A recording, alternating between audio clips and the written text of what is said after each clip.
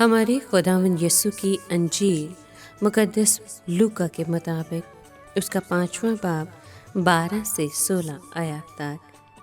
اور جب وہ ایک شہر میں تھا تو دیکھو ایک آدمی سراپا مبروس یسوع کو دیکھ کر منہ کے بل گرا اور اس کی منت کر کے کہنے لگا کہ اے خداوند، اگر تو چاہے تو مجھے پاک صاف کر سکتا ہے۔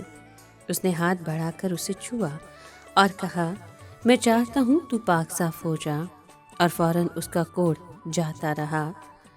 اور اس نے اسے تاکید کی کہ کسی سے نہ کہنا، مگر جا کر اپنے آپ کو کاہن کو دکھا اور اپنے آپ کو صاف ہو جانے کی بابت وہ نظر گزران جو موسیٰ نے ان کی گواہی کے لیے مقرر کی۔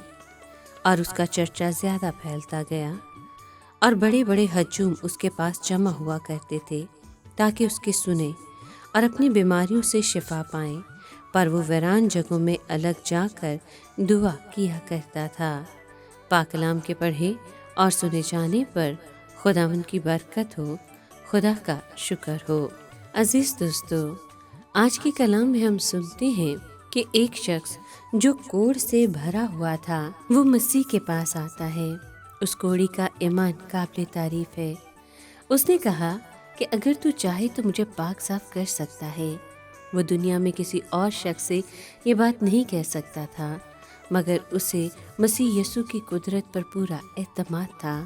جب اس نے کہا اگر تو چاہے، تو وہ مسیح کے چاہنے پر شک کا اظہار نہیں کر رہا تھا، بلکہ وہ تو ایک درخواست گزار کے طور پر آ رہا تھا۔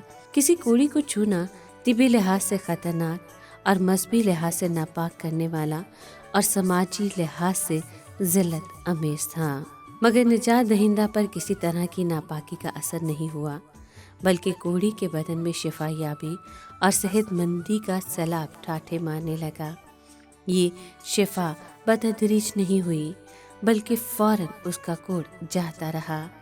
ذرا تصور کریں، اس مایوس، ناچار اور بے بس کوڑی کے لیے اس کا مطلب کیا تھا، جو ایک لمحے میں کامل شفا پا گیا۔